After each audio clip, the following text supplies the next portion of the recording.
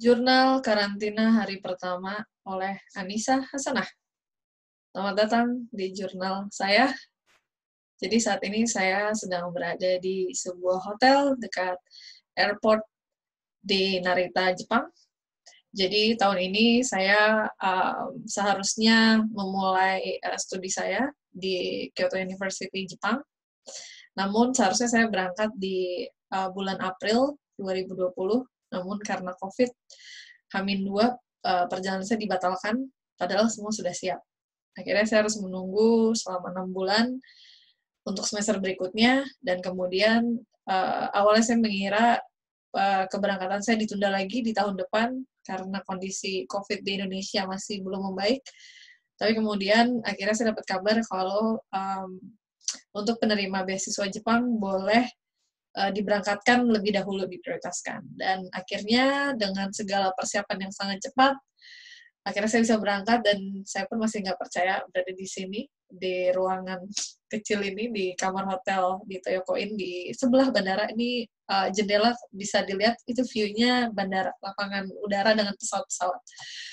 Jadi mungkin karena ini perjalanan dari saya awal dibatalkan kemudian berangkat lagi, merupakan pengalaman yang sangat tidak umum dan mungkin tidak semua orang bisa mengalami, karena tentunya mungkin kalau yang pernah bepergian dulu mungkin terkesan mudah ya, hanya tinggal membuat paspor, visa, berangkat, dan tidak ada persyaratan lain-lain. Namun di sini di perjalanan saya ini dari Indonesia sampai di sini ada banyak banget beberapa step by step yang harus dilalui, dan cukup melelahkan dan cukup ya tidak diduga juga gitu. Jadi mungkin saya pikir ada baiknya momen ini direkam untuk ngasih gambaran kayak apa sih karantina di negeri orang, terus juga kayak gimana prosesnya gitu-gitu. Jadi nanti insya Allah saya mau buat jurnal harian dari hari 1 sampai hari ke-16 atau 15? Ke-16. Jadi bagi semua orang, sebenarnya bukan semua orang ya, jadi bagi seluruh pelajar yang menerima beasiswa Jepang, diperbolehkan berangkat ke kampus tujuan dengan syarat ketika tiba di Jepang harus melakukan karantina selama 15 malam. Jadi yang saya baca peraturannya seperti itu. Tapi ternyata tidak cuma pelajar, tapi siapapun itu yang kembali ke sini, baik orang Jepang, baik orang tujuannya ke sini untuk kerja atau keluarga, ternyata setiba di bandara dia tidak boleh langsung ke tempat tinggalnya, baik dia punya rumah sendiri atau sewa atau apa, harus melakukan karantina di hotel terdekat dan tidak diperbolehkan menggunakan kendaraan umum termasuk taksi. Jadi bus, kereta apa tidak diperbolehkan. Jadi tadi saya menggunakan bus yang dialokasikan khusus buat penumpang yang harus melakukan karantina. Jadi saya untuk jurnal pertama pengen cerita gimana bisa saat tiba di bandara Narita Airport, di mana bandara ini berada di Chiba, tapi seringkali dianggapnya di Tokyo, sama kayak Suta. Seringkali Suta kan dianggapnya Jakarta, padahal sebenarnya di Tangerang gitu. Jadi sebelum saya berangkat itu yang harus saya siapkan selain paspor dan visa adalah yang pertama PCR test. Jadi hasil tes swab yang harus menunjukkan negatif. Kalau positif tidak boleh berangkat gitu. Jadi perjalanan saya itu karena semua serba cepat dan saya harus standby juga menerima email. Jadi saya sebenarnya nerima tiket pesawat itu hamil 1 minggu. Jadi sebelumnya nih jurnal ini kalau ada teman-teman saya atau keluarga yang nonton, mohon maaf saya memang tidak memberikan pengumuman secara resmi karena benar-benar trip ini tidak seperti pada umumnya gitu. Jadi kalau dulu mungkin ketika mau sekolah mungkin dapat kabar tiket keberangkatan tuh jauh-jauh hari, mungkin minimal saya berapa minggu sebelumnya, dan kemudian kalau udah ada visa udah tenang ya, insya Allah lah gitu 99,9% akan berangkat gitu. Tapi ternyata tahun ini tidak seperti itu, jadi setelah menerima tiket itu belum jaminan bisa berangkat. Jadi waktu saya dapat tiket itu saya hamil 7 atau 8 hari. Jadi terhitung dari hari ini saya nyampe, saya kayak dapatnya 8 hari yang lalu tiket. Tapi ternyata dari tiket itu tidak menjamin saya berangkat. Jadi kalau ada yang nanya, gimana jadi berangkat, saya nggak berani bilang gitu. Saya nggak berani bilang jadi karena PCR test belum keluar gitu. Dan PCR test sendiri tidak bisa dilakukan jauh-jauh hari. PCR test itu harus dilakukan 72 jam sebelum terbang. Jadi kemarin tuh saya terbang jam 10 malam dari Jakarta, dari Suta. Berarti artinya kalau dimundurkan 72 jam, saya harus paling cepat melakukan sampling tes swab itu di Minggu malam. Jadi di Minggu jam 10 malam. Artinya kalau Minggu malam tidak ada tes yang tidak ada tempat tes yang available, jadi harus Senin pagi. Akhirnya saya Senin pagi ke sebuah lab di Jakarta melakukan tes swab dan saya mengambil paket same day yang hasilnya jadi hari yang sama. Jadi saya bisa dapat hasilnya sorenya, jadi tesnya pagi, sorenya dapat. Kemudian saya buat laporan ke kampus saya, terus akhirnya itu artinya saya udah bisa berangkat gitu. Dan di situ saya baru bisa bilang oke, berangkat ya. Artinya baru bisa bilang insya Allah akan berangkat karena hasil tes negatif dan tiket ada, semuanya ada gitu. Jadi benar-benar waktunya mepet banget dan akhirnya pas hari H saya berangkat, jadi hanya bisa ya berpamitan lewat WhatsApp, lewat mungkin by phone untuk beberapa keluarga. Dan ya itu dia, jadi itu juga salah satu pengalaman yang sangat kadang ya agak aneh gitu ya. Jadi maksudnya bisa pergi sejauh ini tapi apa-apa rasanya kayak mendadak gitu. Jadi waktu itu saya terbang menggunakan Japan Airlines dari Suta ke Tokyo. Jadi karena seharusnya saya bisa terbang ke Osaka karena kota Kyoto lebih dekat dari Osaka. Lebih dekat gitu. Tapi karena penerbangan tidak banyak available, penerbangan sangat sedikit, akhirnya semua diarahkan ke Tokyo dan nanti setelah selesai karantina kita boleh pergi menggunakan transportasi darat atau bisa juga pakai pesawat gitu. Jadi waktu saya berangkat itu sebenarnya dari Indonesianya tidak begitu ribet ya. Jadi karena selama semua udah ada dokumen, mereka akan meloloskan. Namun ketika kita sampai di bandara, waktu itu tadi pagi, saya baru banget nyampe pagi ini kebetulan sekarang jam 8 malam di Jepang, berarti jam 6 sore di Indonesia. Jadi saya sampai tadi pagi jam 7.30, jadi pesawat mendarat tuh 7.30 pagi, tapi waktu pesawatnya sudah parkir gitu ya, kita siap keluar, kita ditahan dulu, nggak boleh keluar gitu. Kayaknya dibuat keluarnya bertahap gitu, jadi mungkin penumpang yang kan pesawat itu dibagi berapa kompartemen ya, ada yang bisnis, ada yang ekonomi yang tengah, ada ekonomi belakang, nah itu dibagi-bagi gitu. Jadi akhirnya kita disuruh nunggu dulu setelah pesawat parkir, jadi kita nunggulah sekitar berapa menit, akhirnya kita diberi aba-aba sama pramugari untuk boleh keluar. Dan karena negara Jepang sangat teratur dan sangat rapih gitu, jadi kita disuruh setelah keluar dari pesawat kita harus berbaris nunggu, baris dulu sebentar di satu ruangan, terus kemudian kita dipanggil lagi buat jalan ke ruangan berikutnya. Nah, mulai dari detik itu rasanya waktu tuh panjang banget gitu. Maksudnya rasanya tuh lama banget karena layernya tuh banyak banget sampai kita bisa keluar dari bandara. Jadi tadi tuh pertama kita diarahkan kita diarahkan ke gate counter untuk ngecek berkas. Jadi mereka mastiin kalau hasil tes PCR kita ada dan valid. Kemudian dokumen-dokumen lain, kalau misalnya kita student, dia akan ngecek dokumen surat penerimaan universitas.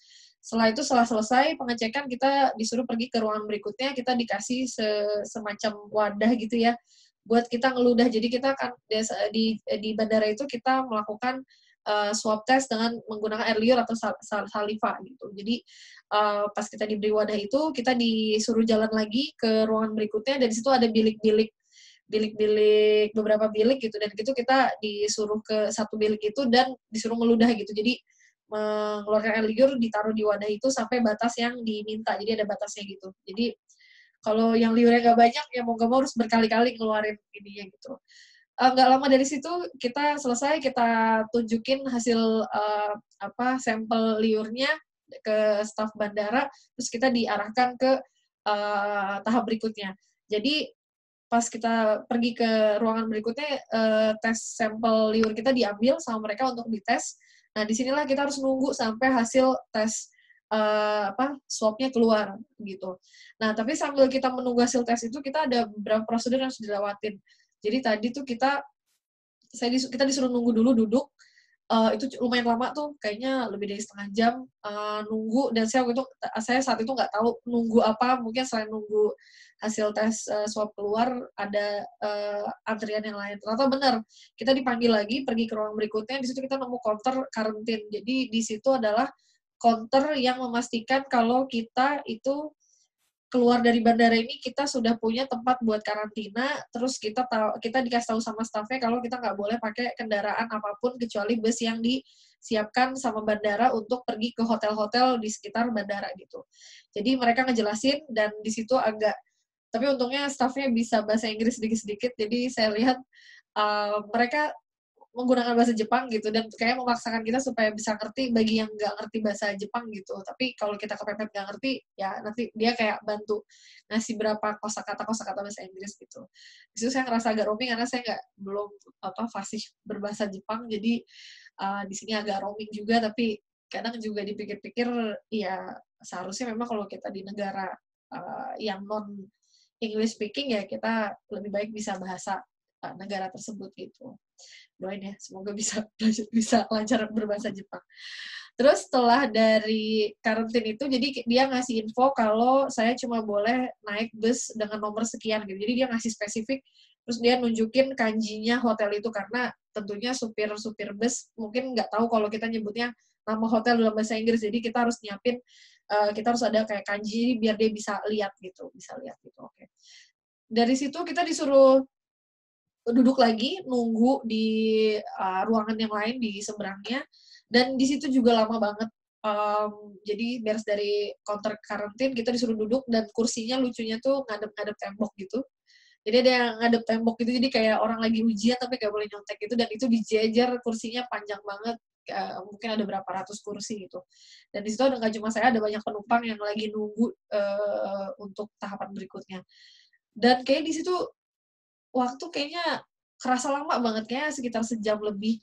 Dan sebenarnya saya lapar banget, itu udah kayak mungkin sekitar jam-jam 10-11 ya. Saya pagi cuma sarapan roti aja, roti dari pesawat.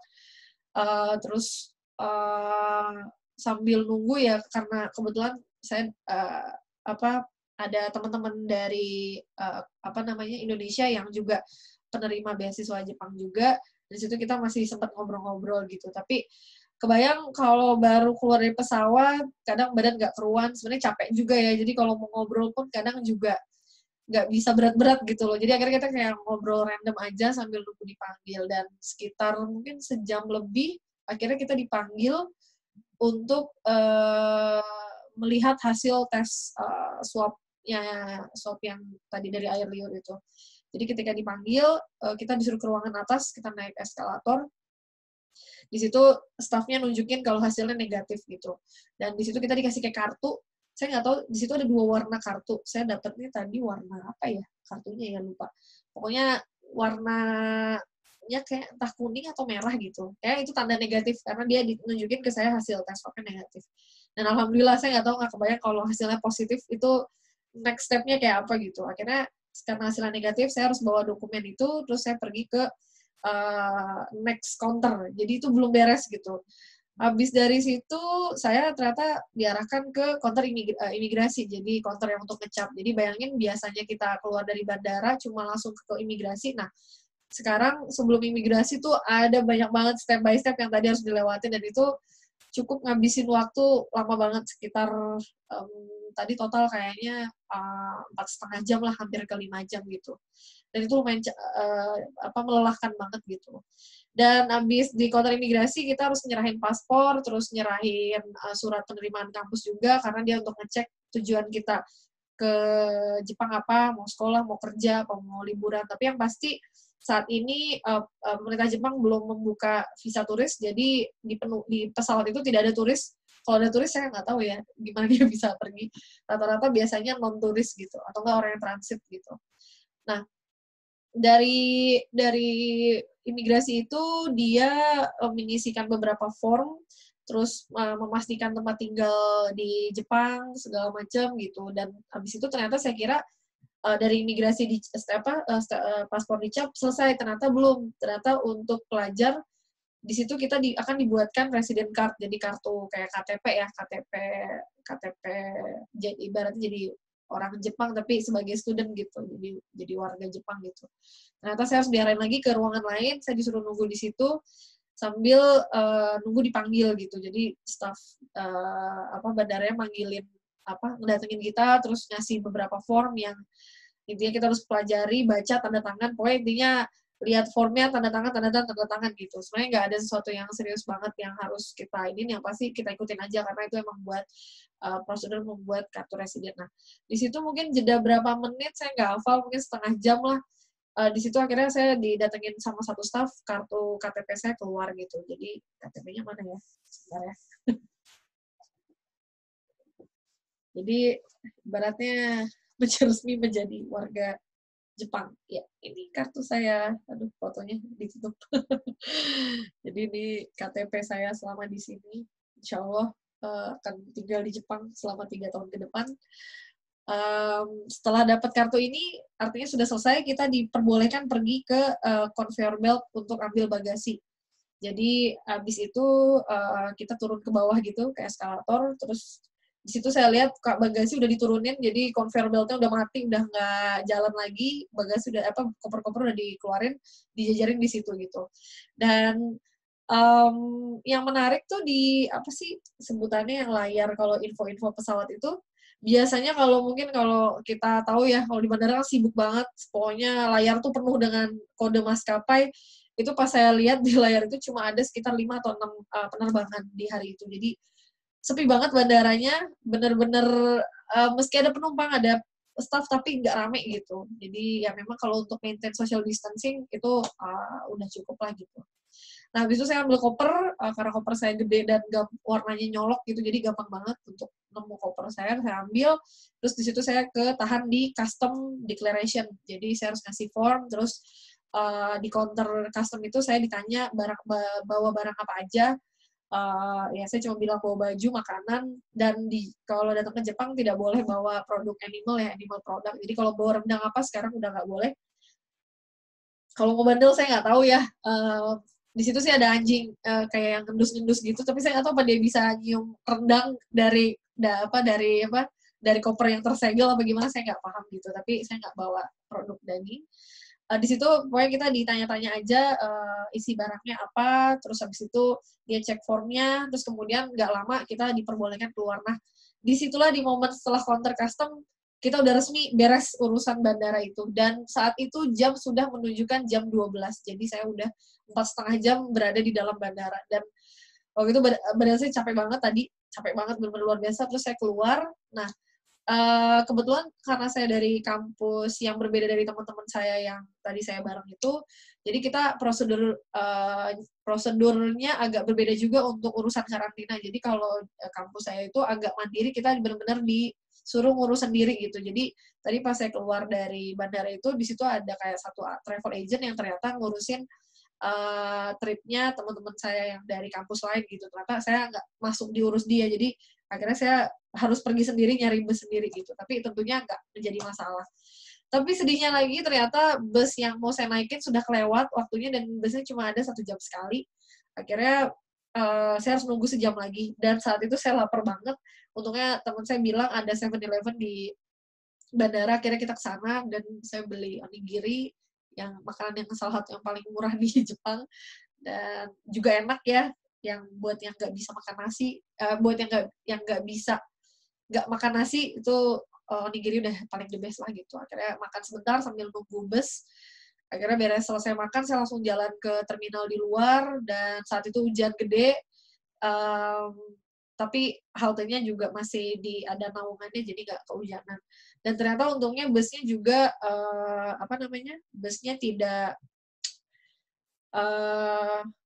dia ngelewatin hotel, dan kita turunnya pas depan hotel gitu. Jadi saya kira turunnya kayak di halte, terus kita harus jalan lagi ke hotel, ternyata nggak diturunin di depan hotelnya. Jadi nggak perlu khawatir kehujanan atau gimana gitu. Dan busnya juga nyaman gitu.